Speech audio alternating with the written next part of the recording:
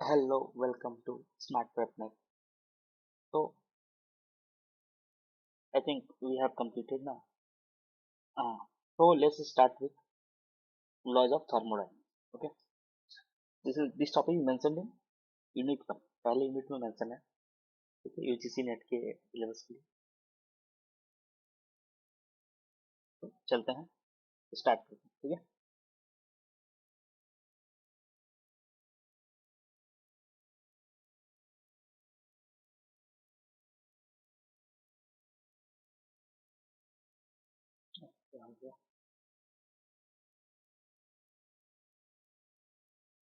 So thermodynamics.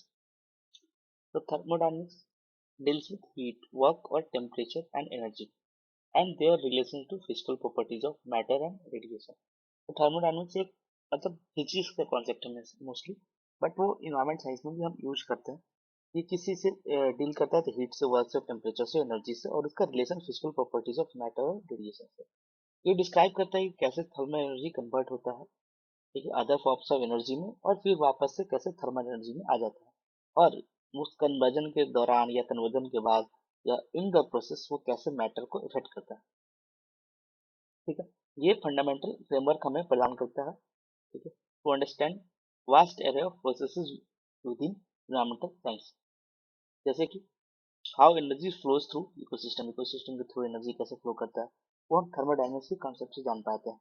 Drives climate pattern, dictates the fate of pollutants की, अगर जो pollutants release हो गया एटमॉस्फेयर में उनका क्या होगा. ठीक है. Govern the efficiency of energy resource utilisation. तो ये सब कुछ करता है. ठीक है, थर्मोडायनेमिक्स एग्जैक्ट डिफिनेशन. ठीक है, वो तो आप देख ही सकते हो गूगल से, बट हम थर्मोडायनेमिक्स मेनली बात करेंगे इन्वायरमेंट साइंस के कॉन्टेक्स्ट में. ठीक है, जो हमारे लिए जरूरी है. इसको हम ये ऐसे इसको हम प्योर फिजिकल साइंस के कॉन्सेप्ट में नहीं करेंगे, क्या फिजिक्स के कॉन्सेप्ट में नहीं करेंगे. इसको हम अपने हिसाब से, अपनी जरूरत के हिसाब से, ठीक है, करेंगे इन्वायरमेंट साइंस के कॉन्सेप्ट में. ठीक है, चलते हैं आगे. तो देखते हैं. तो सबसे पहले है क्या, जीरोथ लॉ ऑफ थर्मोडायनेमिक्स. ठीक है, ये क्या डिफाइन करता है, थर्मल इक्विलिब्रियम को डिफाइन करता है ये. ठीक है.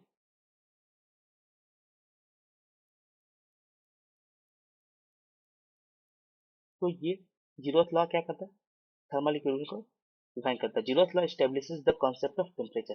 ये टेम्परेचर के कॉन्सेप्ट को एस्टेब्लिश करता है कि दो सिस्टम, इसे कहना है कि दो सिस्टम अगर are each in thermal equilibrium with third system, they are in thermal equilibrium with each other. ठीक है, ये हो सकता है कुछ अलग अलग लगे, लेकिन जो हमारा थर्मोमीटर है वो सेम कॉन्सेप्ट पे काम करता है.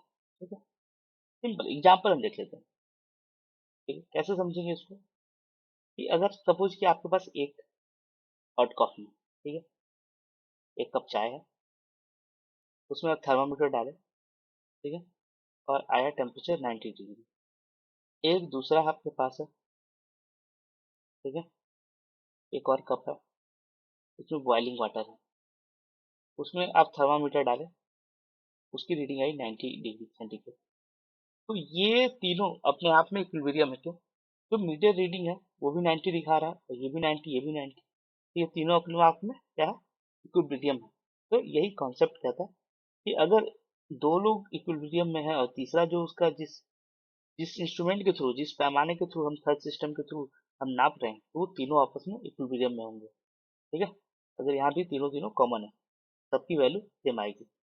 अगर यही एक और कप है हमारे पास, ठीक है, पार्डन फॉर माय ड्राइंग, एक कप है, इसमें हम थर्मोमीटर डाले, बट इसमें कोल्ड वाटर लिए, तो थर्मोमीटर आ गया 10 degree.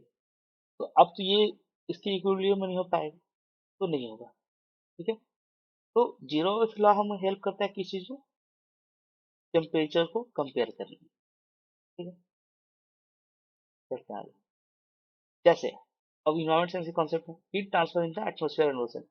Heat moves from the warmer region to cooler region. ठीक है, solar radiation heats the equatorial region more intensely. ठीक है, पोल्स में गर्म करता है क्योंकि वहां पे सबसे ज्यादा धूप पड़ता है.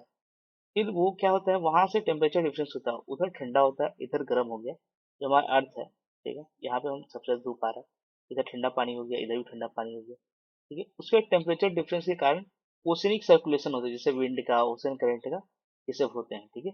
वो क्या होंगे, वार्मर से कूलर रीजन की तरफ ट्रेवल करेंगे, ठीक है। उसके कारण हमारा हीट जो है डिस्ट्रीब्यूट होगा ग्लोबली। वो किस लिए करेंगे, ताकि इक्विलिब्रियम हो सके, ठीक है। यहाँ भी 25 25 डिग्री हो, यहाँ भी 25 डिग्री हो, ये करने के लिए वो जाते हैं, ठीक है। तो उस चक्कर में हमारा सारा जो सिस्टम है, सर्कुलेशन है, वो बना रहता है। नेक्स्ट नेक्स्ट है फर्स्ट लॉ ऑफ थर्मोडायनेमिक्स। क्या है, conservation of energy, energy in equals to energy out. Simple समझें, सिंपल भाषा में, ठीक है।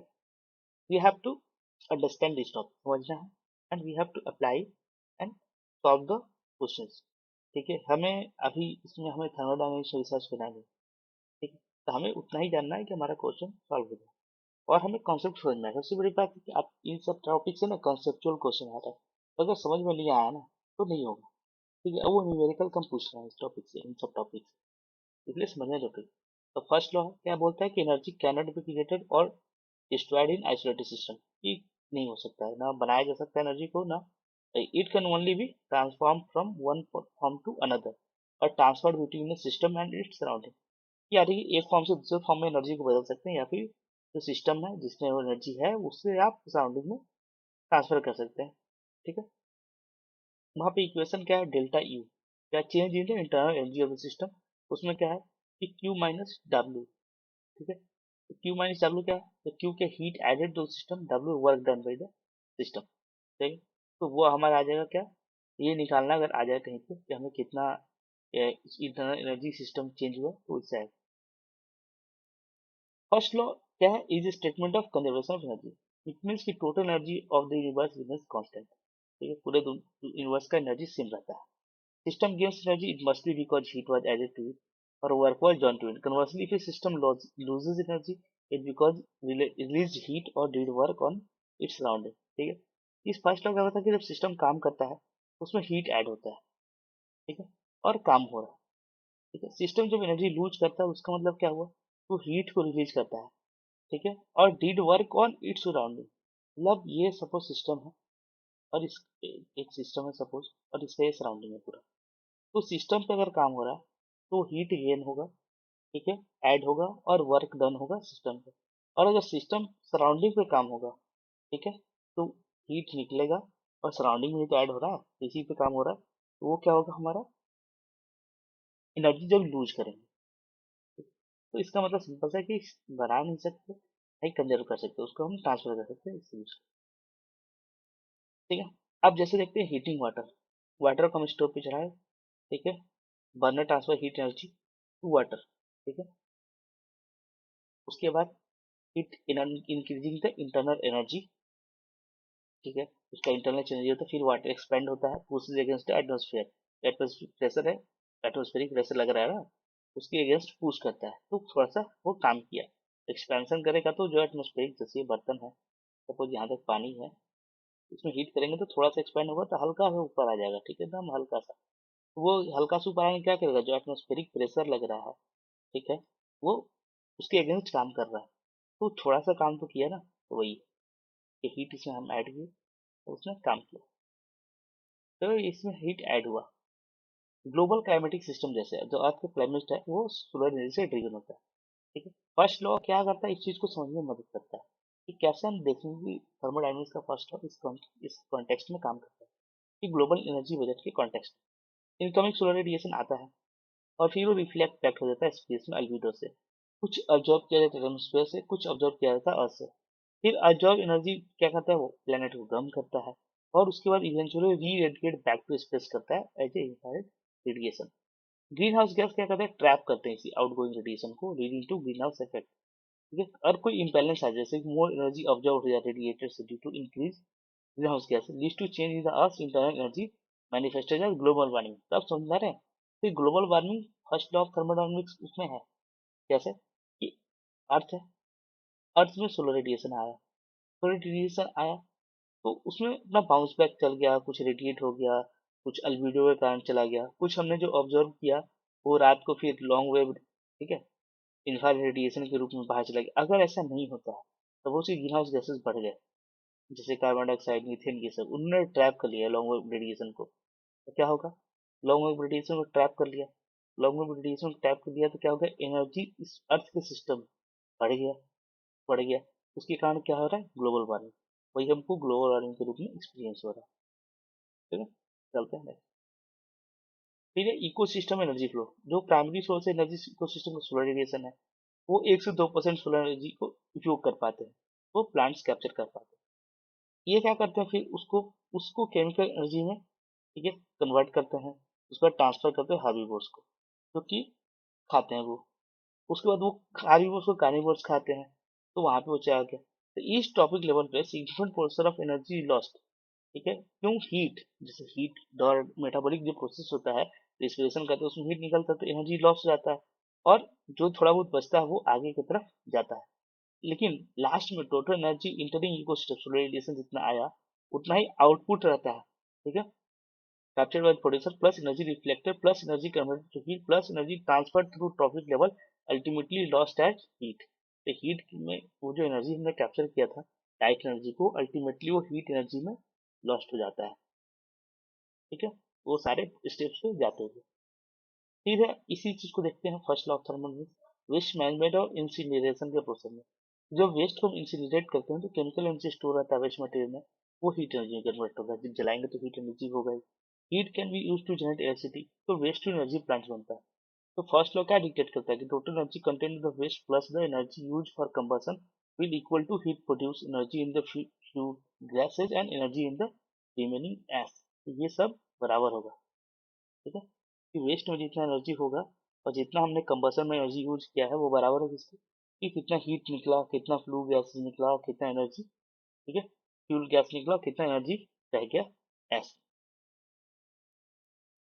अब यहाँ पे कुछ निकल, जैसे कि एक स्मॉल लेक है जो कि, ठीक है, 2 lakh joule, 2 million joule of, ठीक है, सोलर एनर्जी को ऑब्जर्व करता है डे में। सम ऑफ दिस एनर्जी, ठीक है, रेजेस, और सम ऑफ दिस एनर्जी इतना चाहिए raise the temperature like, while rest is use, मतलब इतना एनर्जी यूज हो जाता है उसमें से, और जो बाकी बचता है use in evaporating water, temperature raise करने के लिए इतना और इतना इवेपोरेट करने के लिए।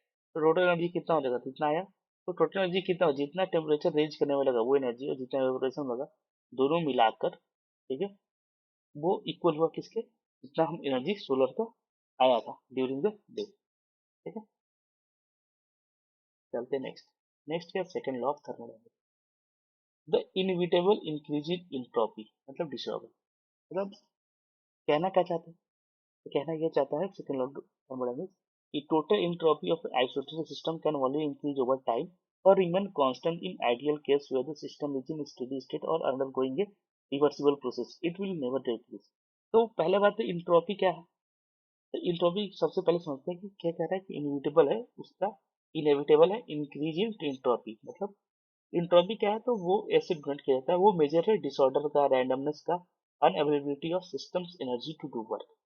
ठीक है, तो इंट्रोपी क्या है कि जो रैंडम डिसऑर्डर हो जाता है, जो रैंडमनेस आ जाता है, ठीक है, सिस्टम में, या फिर अनअवेलेबिलिटी सिस्टम में, उसको बोलते हैं इंट्रोपी। ठीक है, तो वो कह रहा है कि इंट्रोपी हमेशा बढ़ेगा, ये रैंडमनेस या डिसऑर्डर हमेशा बढ़ेगा या फिर उसके बराबर रहेगा, ठीक है, जितना पहले से था।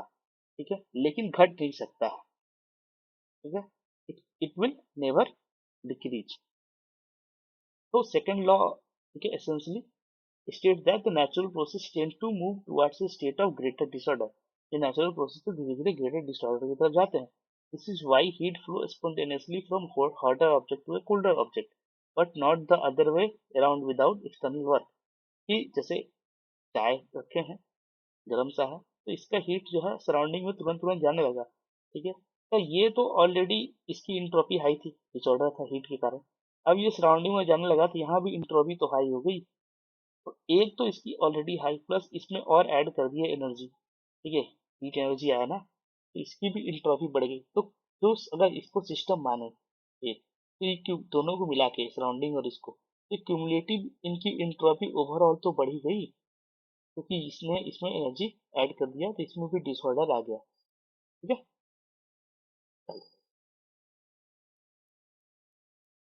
ये states that in any spontaneous energy transformation some energy is converted into less useful form, typically heat, and the total entropy disorder या रैंडमनेस जिसको बोलते हैं of an isolated system tends to increase over time. This means that no energy conversion process is 100% efficient. इसका कहना था कि कुछ energy less useful form जैसे हीट में हो गया, ठीक है, और उसकी इंट्रोपी बढ़ जाती है। तो इसका मतलब है जो हीट का उसका यूज नहीं किए तो कोई भी एनर्जी कन्वर्जन प्रोसेस 100% एफिशिएंट नहीं हो सकता। क्यों नहीं हो सकता? क्योंकि उस कन्वर्जन के प्रोसेस में कुछ एनर्जी लग जाती है जो कि हीट के रूप में जनरेट होती है, ठीक है, ऐसा समझना, तो वो हीट के रूप में जनरेट होता है। इस कारण से कोई भी एनर्जी सिस्टम 100% एफिशिएंट नहीं हो सकता। अब जैसे कि सबसे बड़ा एग्जांपल हमारा इकोसिस्टम ट्रॉपिक लेवल का एनर्जी लॉस का। Energy flow from one trophic level to next, plant to herbivore to carnivores, significant amount of energy, typically 80 to 90% lost as a metabolic heat, ठीक है। the heat is less useful form of energy, contributes overall increasing entropy, ठीक है, entropy बढ़ाने में वो contribute करता है। The energy loss limits the number of trophic levels and ecosystem का सपोर्ट, क्योंकि एनर्जी है सपोज 100, नेक्स्ट वाले में पहुंचा 15, उसके नेक्स्ट ट्रॉपिक लेवल में पहुंचा 5, उसके में तो रहना चाहिए ना काम एनर्जी जरूरत पर, तो लिमिट कर दिया कि हाँ इतना ही 2 ही 3 ट्रॉपिक लेवल हो सकता है, ठीक है। तो वो डिपेंड करता है कि कितना एनर्जी है। अब कहेंगे कि हीट जो सराउंडिंग में जनरेट हुआ है मेटाबॉलिक हीट, तो उसका हम क्या कर लें, उसका तो कुछ कर नहीं सकते ना। उस हीट से हम अभी तो कुछ नहीं कर सकते। हम जो खाते पीते हैं इंस्पिरेशन करते हैं वो हीट बॉडी से निकलता है, सब कुछ होता है, तो उसका हम क्या कर सकते हैं, उसका तो कुछ कर नहीं सकते, ये कोई सिस्टम बना नहीं है, ठीक है। तो वो बस इंट्रोपी इंक्रीज कर रहा है हमारे आसपास। जैसे 10 लोग सपोज एक कमरे में बैठे हैं, एक कमरा है, टेम्परेचर 25 डिग्री है, उसमें 10 लोग बैठ गए, चारों तरफ से रूम बंद है, ठीक है, बस इतना है कि ऑक्सीजन की सप्लाई बनाई जा रही है। तो देखेंगे कि उसका ओवरऑल टेम्परेचर उस इंट्रोपी बढ़ने लगता है उस कमरे का, उस सिस्टम का। सपोज एक सिस्टम हो गया, ठीक है, एक कमरा है जो क्लोज्ड है तो सिस्टम हो गया। अब उसमें बैठे हम रिस्पिरेशन कर रहे हैं तो उसमें से हीट हमारे अंदर से जनरेट हो रहा है, ठीक है। हम सब्जी चावल खाए थे, वो सब कुछ कर रहे हैं, पानी वानी पिए थे, वो सब मेटाबॉलिक हमारे अंदर हो रहा है, उससे ज्यादा हीट जनरेट। तो ओवरऑल सिस्टम का इंट्रोपी चेंज हो रहा है, मतलब बढ़ रहा है, टेम्परेचर भी बढ़ रहा है, रैंडमनेस बढ़ रही है, ठीक है। चलते हैं। जैसे कि फीड फोसिल फ्यूल कंबसन, तो बर्निंग फोसिल फ्यूल क्या करता है, कन्वर्ट करता है कंसंट्रेटेड केमिकल जिसका लो एंट्रोपी है, ठीक है। ये कोयला पड़ा हुआ है यहाँ पे, लो एंट्रोपी में बेचारा पड़ा हुआ है, ये इसको हम हीट कर दिए, ठीक है। तो क्या हुआ, ये जलाए, तो काम तो हुआ बट हीट हुआ, और इसके चारों तरफ ये फैल गया एटमोसफेयर में, ठीक है। एनर्जी लो एंट्रोपी था पहले, केमिकल एनर्जी था, into heat and work, but also produce a dispersed greenhouse gases like CO2 and waste heat, significantly increasing the entropy of the surrounding. Surrounding का entropy बढ़ गया। The original and highly ordered structure of the fuel is lost. जो original था highly ordered structure था, जिसकी entropy बहुत कम था, ठीक है, जिसके अंदर randomness कम था, जिसके अंदर disorder कम था, अब वो बहुत ज्यादा disorder में ऐड कर दिया। ये सेम बात पॉल्यूशन डिस्पर्सन में। Pollutants release in the environment जैसे स्मोक है चिमनी से, या ऑयल स्पिल इन ओशन, और पेस्टिसाइड सॉइल में टेंड्स टू डिस्पर्स, उनका काम है कि चारों तरफ फैलते जाना, ठीक है। ये नेचुरल प्रोसेस ड्रिवन है सेकंड लॉ से कि system move towards the state of higher entropy, मतलब greater randomness of pollutant molecules, मतलब एक जगह नहीं रहते हैं। Concentrated pollutants low entropy become diluted and spread over a larger area, high entropy की तरफ चले जाता है, क्योंकि उनको मौका मिला तो वो बह गए। अब उनको क्लीनिंग अप करना होगा, पॉल्यूशन को require energy input to reconcentrate the pollution, मतलब कि अगर किसी चीज का डिक्रीज करना है इंट्रोपी, तो हमें बाहर से इसमें एनर्जी देना पड़ेगा, तभी वो इंट्रोपी डिक्रीज होगा, ठीक है। तो ये सब एग्जांपल से आप समझ जाओगे कि इंट्रोपी और सेकंड ऑफ थर्मोडायनामिक्स का कुछ रिलेशन क्या है। फिर और देखो, जैसे कि अब अपना एग्जांपल करूंगा मेसी रूम में, it is easier for room to become messy, higher entropy में जाना आसान है, कपड़ा इधर फेंक दिया उधर फेंक दिया उधर फेंक दिया, ठीक है। लेकिन उसको अचानक से टाइडी बनाना है, लोअर एंट्री पे लाना है, तो उसके लिए बहुत मेहनत करना चाहिए। क्यों? टाइडी बनाने के लिए रूम को बहुत ज्यादा एनर्जी चाहिए, इनपुट एनर्जी चाहिए, ठीक है। तो आप समझ रहे होंगे कि अब क्या होता है कि रैंडमनेस बढ़ाने के लिए बहुत कम एनर्जी चाहिए, इधर फेंक दिया उधर फेंक दिया, फैल गया फैल गया फैल गया। लेकिन उसको टाइडी बनाने के लिए फिर से वापस रूम हो जाए हमारा लो एंट्रोपी पे, उसके लिए लोअर एंट्रोपी के लिए हमें इनपुट करना पड़ता है एनर्जी, मतलब वर्क करना पड़ता है, तो वो क्या है, इनपुट हो रहा है एनर्जी। उसके बाद है impossibility of a perpetual motion machine of second, जैसे दिस लॉ इम्प्लाइज दैट कि no heat engine can be 100% efficient in converting heat into work. ये कुछ हीट जो होता है हमेशा रिजेक्टेड होगा, ठीक है, to a lower temperature reservoir contributing to increasing overall entropy. ये कुछ जो हीट होगा वो rejected to a lower temperature reservoir contributing to increasing overall entropy. ये हो गया। फिर आगे चलते हैं, एक कंसीडर करें कि एक forest ecosystem after fire. The organize structure of forest, low entropy is converted to ash gases and heat. ये हाई एंट्रोपी में कन्वर्ट हो गया था, पहले लो था, ऑर्गेनाइज था, सब कुछ सही से चल रहा था। ठीक है, उसके बाद क्या हुआ कि इकोसिस्टम विल ग्रेजुअली वो जल गया। वो पहले लो एंट्रोपी था, फिर जल गया, कन्वर्ट हो गया एस में, गैस में, हीट में। ठीक है, हाई एंट्रोपी में चला गया। फिर वो सिस्टम ग्रेजुअली रिबिल्ड करेगा कॉम्प्लेक्सिटी, फिर थ्रू सक्सेशन, फिर उसमें सक्सेशन आएगा। ठीक है, अलग अलग स्टेप्स होंगे। उसके बाद फिर से वो एक स्ट्रक्चर्ड फॉरेस्ट बन जाएगा। बट इसमें क्या हो रहा है, बाहर से एनर्जी इनपुट क्या आ रहा है, सन से। ठीक है, सन से इसमें एनर्जी इनपुट आ रहा है। ठीक है, फिर से लो एंट्रोपी बनने के लिए। नेक्स्ट, अब एंट्रोपी ही समझ लो क्या है। तो क्या मेजर ऑफ डिसऑर्डर है, रैंडमनेस है या dispersal of energy and matter in the system है, कि डिस्पर्सल कैसे होता है एनर्जी और matter. Second law of thermodynamics क्या states that the total entropy of isolated system can only increase over time और remain constant in ideal reversible process. कह रहा है कि या तो बढ़ेगा या फिर कांस्टेंट रहेगा। ठीक है, कब कांस्टेंट रहेगा, जब एक रिवर्सिबल प्रोसेस चल रहा है, आइडियल। जैसे नेचर में आइडियल रिवर्सिबल प्रोसेस बहुत मुश्किल से होते हैं, हम इसलिए नहीं होते हैं, but it's difficult. For any spontaneous process total entropy of the universe, ठीक है, सिस्टम प्लस सराउंडिंग इंक्रीज।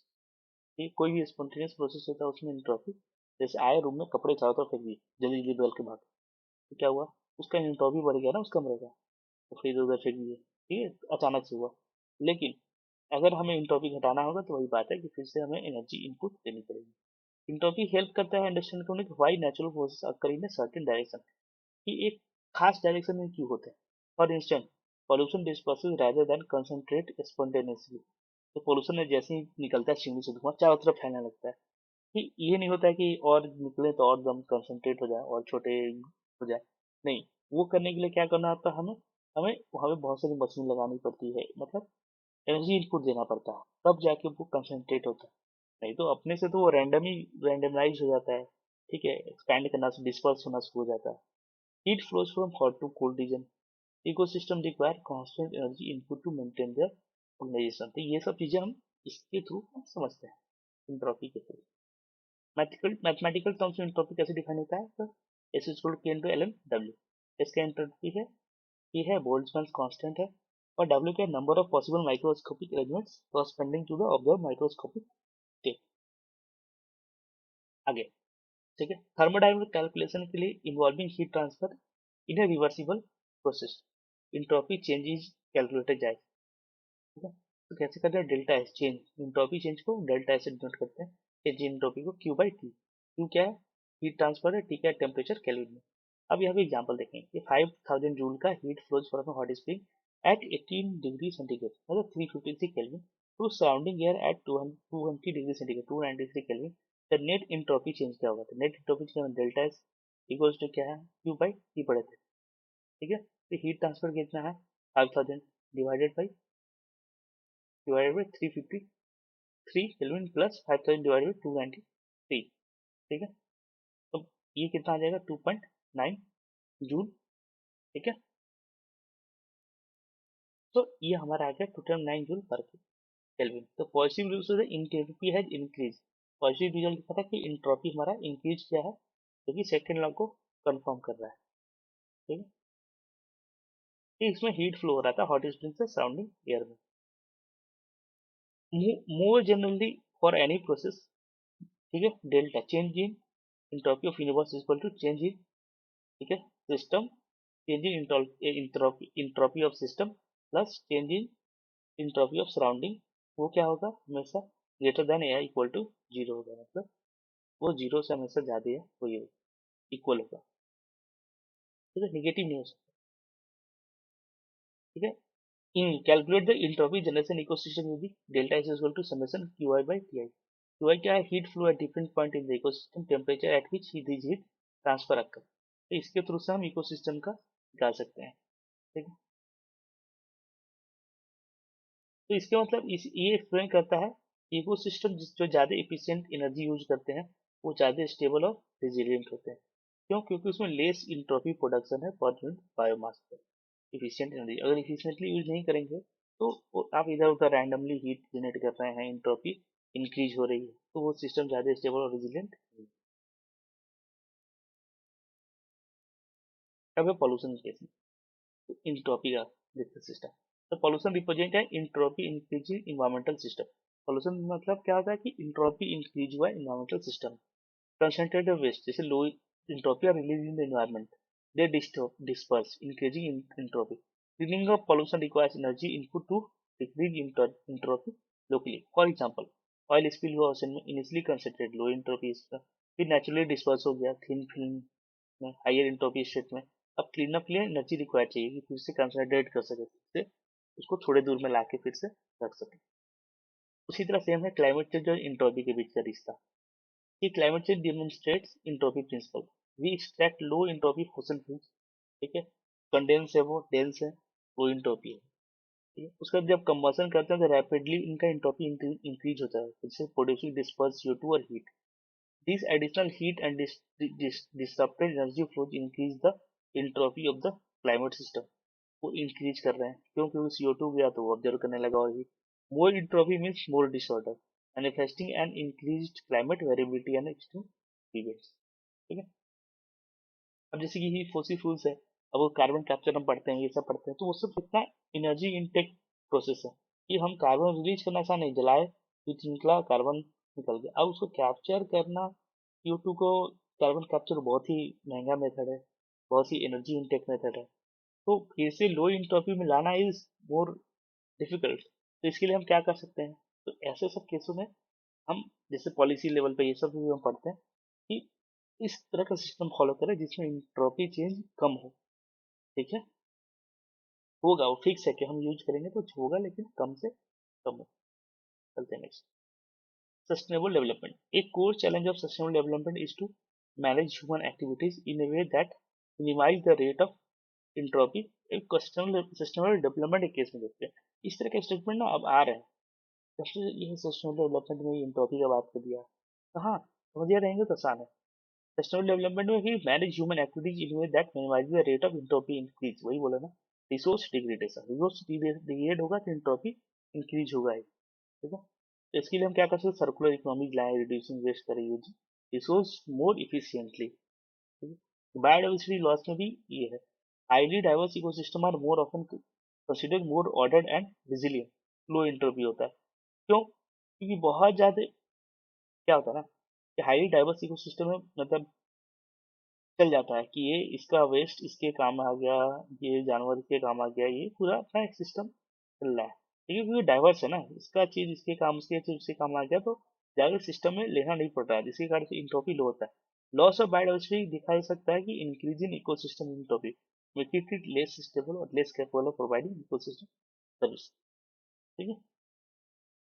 चलते हैं नेक्स्ट है third law of thermodynamics, absolute zero and minimum entropy. तो वैसे ये इन्वायरमेंट को उतना यूज नहीं होता है, बट ठीक है देख लेते हैं। तो जैसे as temperature of system approaches absolute zero, ठीक है, 0 केल्विन, तो entropy of the system approaches है मिनिमम और zero value.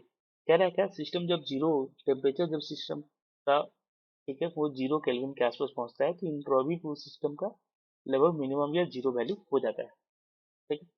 The third law states that the temperature approaches absolute zero, the entropy of the system approaches near minimum zero value, while absolute zero is attainable. मतलब absolute zero तो नहीं जा सकता। This law has indirect implications for understanding the behavior of substances at very low temperature and provides a reference point for entropy calculation. Mostly ये entropy calculation के लिए reference point देता है कि हाँ 0 डिग्री पे ये मटेरियल का 0 इंट्रोपी होगा, तो 5 डिग्री पे क्या होगा, तो उस हिसाब से है, ठीक है। और इसमें क्या होता है, टेम्परेचर जब जीरो पहुंचता है तो सिस्टम का जो क्या बोलते हैं एंट्रोपी है वो मिनिमम हो जाता है या फिर जीरो हो जाता है, मतलब उसकी रैंडमनेस कम से कम हो जाती है, ठीक है। जैसे कि एग्जांपल है कि फोटो जो क्या बोलते हैं ओजोन खासकर, तो ओजोन का कंसंट्रेशन, ठीक है, जहाँ टेम्परेचर ज्यादा ट्रॉपिकल एरिया वहाँ बनते हैं तुरंत खत्म हो जाता है, ठीक है। लेकिन वही पोल्स के साइड में जब ओजोन रहता है वो लंबे समय तक क्या बोलते हैं वो बने रहते हैं, ठीक है। क्यों, क्योंकि वहां पे उतना ज्यादा रैंडमनेस नहीं होता, विचर लो होने के कारण इंट्रोपी कम है, ठीक है। इंट्रोपी कम है तो बहुत ज्यादा रिएक्टिव नहीं है, तुरंत तुरंत फॉर्म भी नहीं बदल रहा, ठीक है। चलते हैं नेक्स्ट। अब जैसे कि बिहेवियर ऑफ, इसमें एग्जांपल देखते हैं। थर्ड लॉ ऑफ थर्मोडायनेमिक्स का behaviour of pollutants in extremely cold environment. तो पोलर रीजन में या फिर अपर एटमोस्फेयर में एक्सट्रीमली लो टेम्परेचर देखा जाता है, तो वो इफेक्ट करते हैं सॉलिड लिक्विड गैस फेज भी चेंज होता है, और रिएक्टिविटी और पॉलिटेंट्स भी चेंज होते हैं, influencing their persistent and transport. while not directly about reaching absolute zero, the principle of reduced molecular motion भी कम हो जाता है low temperature, entropy at the low temperature are relevant, ये सब जानने के लिए कि किस तरह से बिहेव करते हैं इसलिए। ठीक है। उसके बाद cooling substance, scientist can cool substance to extremely low temperature very close to absolute zero, क्योंकि यूजिंग लेजर कूलिंग या डाइल्यूशन रेफ्रिजरेटर्स होता है। लेकिन each step of cooling become progressively harder and requires more effort to extract smaller and smaller amount of heat। ठीक है। मतलब और ज्यादा से ज्यादा थोड़ा थोड़ा हार्ड हीट उसमें से निकालने के लिए हमें बहुत ज्यादा, ठीक है, मुश्किल हो जाता है, बहुत ज्यादा एफर्ट लगता है कि और ठंडा से ठंडा कर सके।